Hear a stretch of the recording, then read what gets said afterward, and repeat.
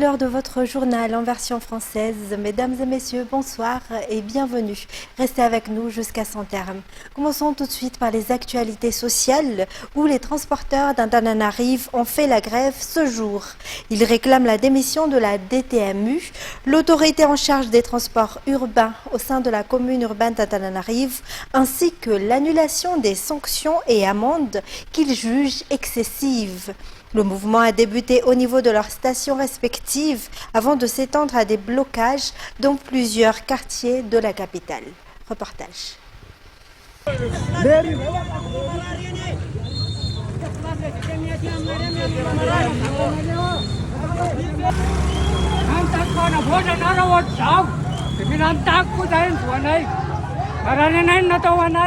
Au cœur de la rue principale d'Apasapitou, leur lieu de travail quotidien, les transporteurs ont lancé la grève.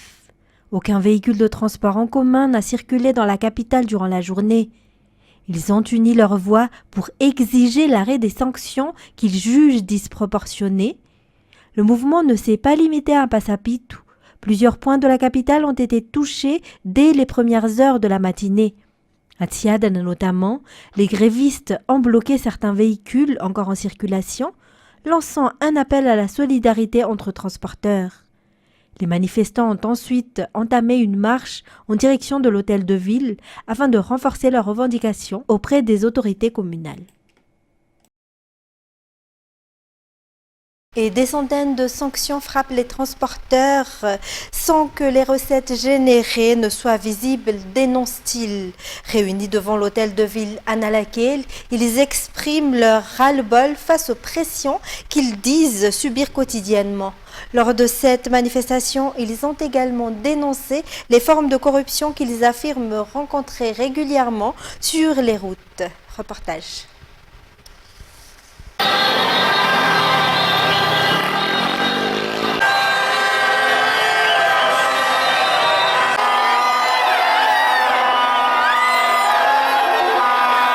Nous ne pouvons plus nous taire. Ce cri est revenu à plusieurs reprises dans la bouche des transporteurs et de leurs assistants rassemblés devant l'hôtel de ville. Selon eux, la police municipale les traquerait depuis près de 2 semaines. Les sanctions s'enchaînent, un minimum de 100 000 ariars pouvant atteindre jusqu'à 1 400 000 ariars une fois la voiture envoyée en fourrière.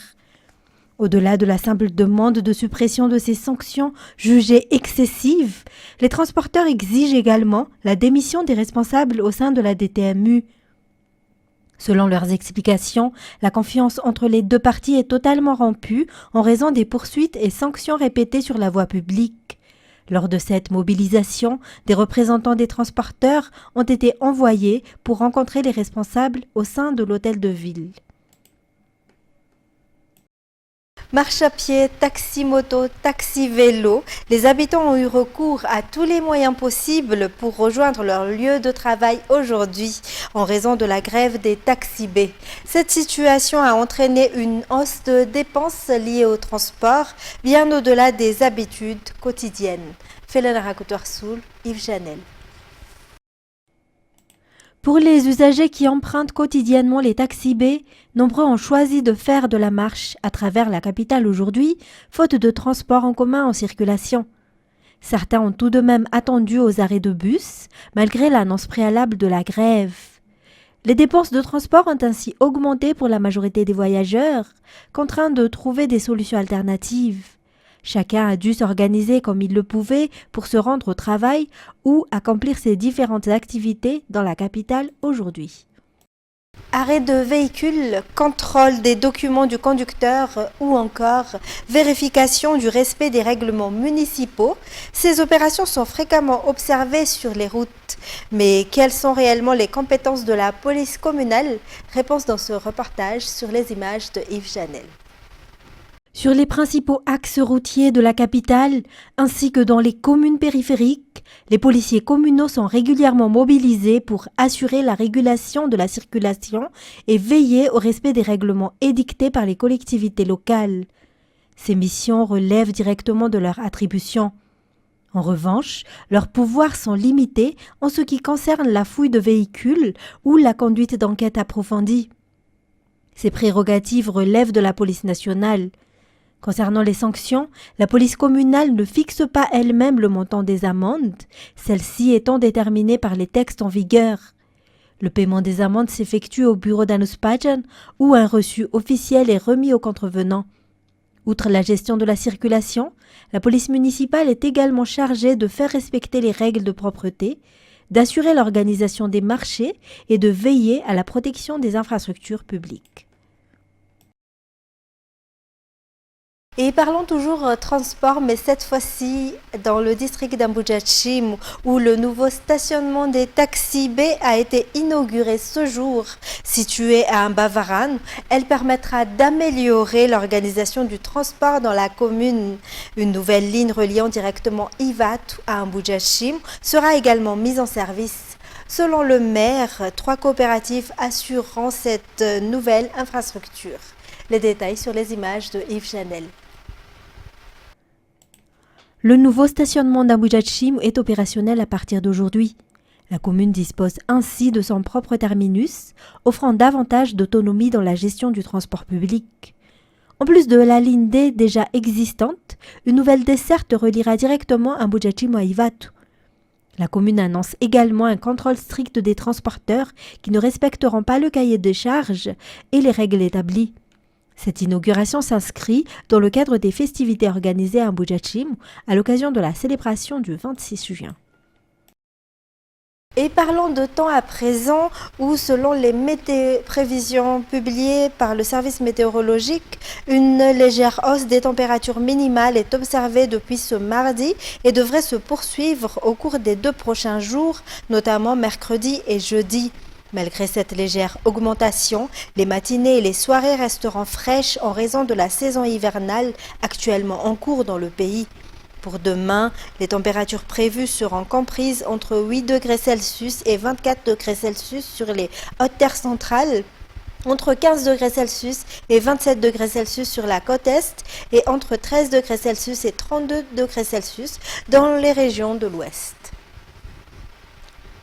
Et parlons foot à présent, la France et l'Argentine ont toutes deux validé leur qualification pour les 16e de finale de la Coupe du Monde de football après leur victoire respective lors de la 2e journée de compétition.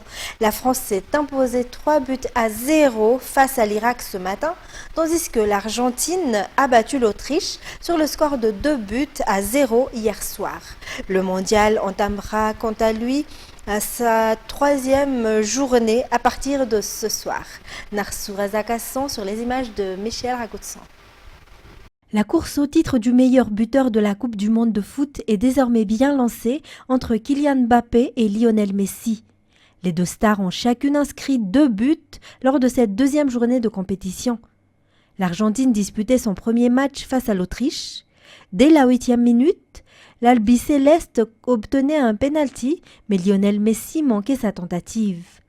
Le capitaine argentin s'est toutefois rapidement rattrapé en inscrivant un doublé, permettant à son équipe de s'imposer sur le score de 2-0.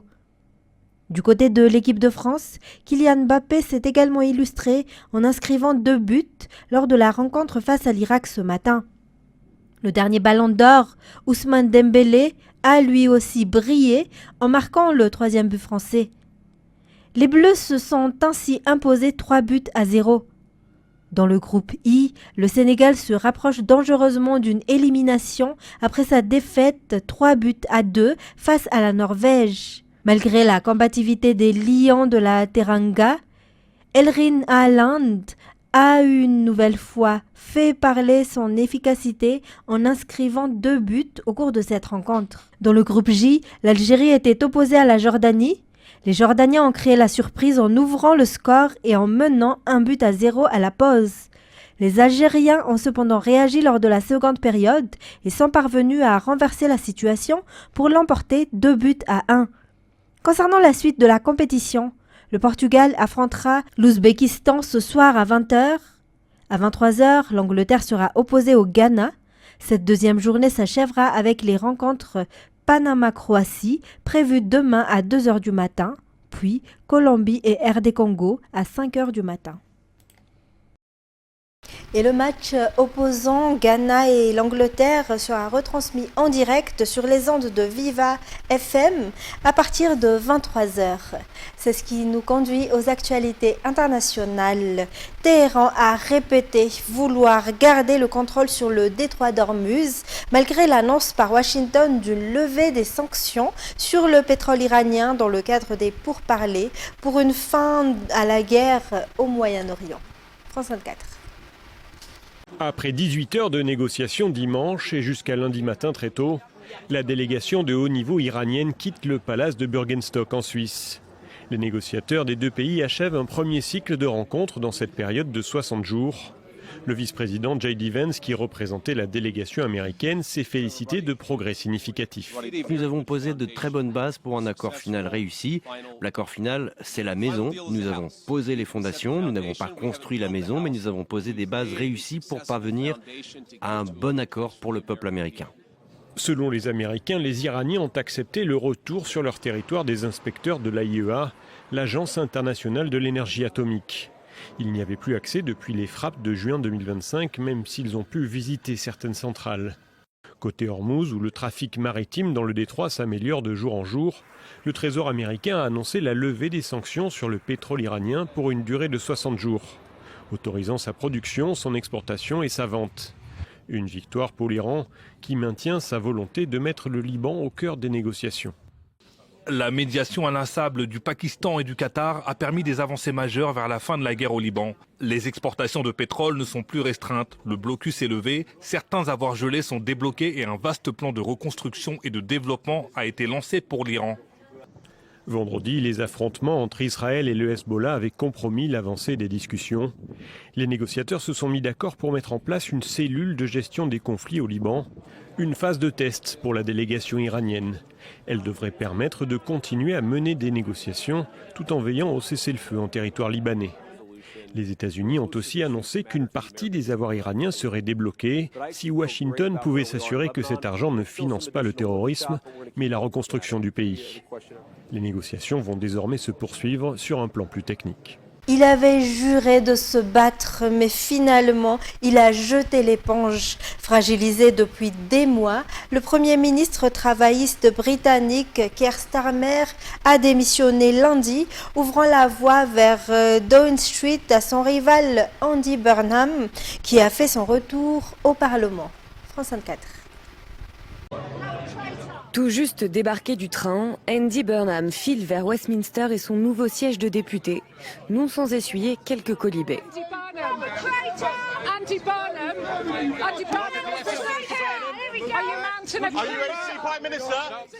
Travailliste comme Keir Starmer qui a démissionné de son poste de Premier ministre lundi, Andy Burnham brigue à son tour la tête du parti Labour après sa victoire en tant que député dans le Grand Manchester et voit encore plus loin.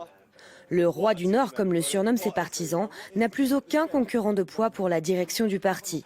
Le dernier en date, l'ancien ministre de la Santé Wes Streeting, lui ayant prêté allégeance. Andy Burnham, 56 ans, pourrait donc y être nommé dès la mi-juillet. Dans sa circonscription, certains s'en réjouissent. Je pense que ce serait bien pour le pays d'avoir un Premier ministre du Nord, parce qu'on n'a jamais vraiment eu quelqu'un du Nord dans un poste de pouvoir comme ça. Donc je me dis que pour la classe ouvrière en particulier, ça pourrait finir par être un peu mieux. En devenant Premier ministre, il devra faire face à un tas de très gros problèmes nationaux, comme le coût de la vie. Vous savez, l'économie est probablement dans l'état le pire que j'ai connu de mon vivant, de votre vivant. Des difficultés économiques et la montée de l'extrême droite. 10 ans après le Brexit, le leader de Reform UK, Nigel Farage, est en tête des sondages nationaux et conteste la légitimité du Labour. Celui qui deviendra Premier ministre n'aura pas été élu par le peuple britannique. Et si le prochain Premier ministre est le nouveau député de Makerfield, Andy Burnham, celui-ci n'a même pas présenté un programme aux dernières élections. Et je pense vraiment que mon appel pour la tenue d'élections législatives dès que possible est très soutenu. Pour l'instant largement majoritaire au Parlement, rien n'oblige le Parti travailliste à organiser d'élections avant 2029.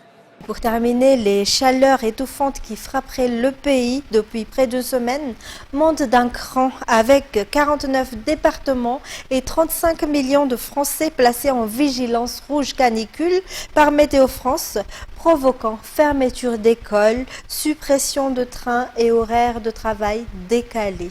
France 24. Chaque soir, le même réflexe, tenter de chasser l'air chaud accumulé dans la journée. Dans son appartement, il fait 36 degrés cette nuit. Là, on sent vraiment la chaleur, une chaleur étouffante, et c'est même pire qu'à l'extérieur. Pas de répit la nuit après une journée caniculaire. Ce phénomène a un nom, les nuits tropicales. Même après le coucher du soleil, la chaleur emmagasinée s'évacue difficilement. Alors à Poitiers, ils sont nombreux à délaisser leur logement au profit des espaces verts. C'est aussi un espace peut-être un peu plus ouvert, donc forcément qui retient peut-être un peu moins la chaleur avec la pierre des bâtiments. Mais dans les villes, l'atmosphère reste écrasante. Au-dessus du pays, une masse d'air chaud s'est installée, venue du sud de l'Europe. Elle agit comme un couvercle et bloque les mouvements d'air. La fraîcheur ne peut donc plus circuler. Résultat, des températures nocturnes anormalement hautes pour la saison. Les températures maximales en cette saison devraient être comprises la plupart du temps entre 22 et 25 degrés. 22-25 degrés, on tombe difficilement à ce niveau de température la nuit. Parfois même, on ne descend même pas en dessous de 25 degrés. C'est vraiment remarquable. Et cette situation va encore durer. Dans les jours à venir, les nuits resteront très chaudes, jusqu'à 30 degrés par endroit. Et nous voici au terme de cette édition. Mesdames et messieurs, merci à vous de l'avoir suivi. Restez avec nous tout de suite après l'émission Nizuku, présentée par CN Ranirlantu. Au revoir et bonne continuation sur Viva.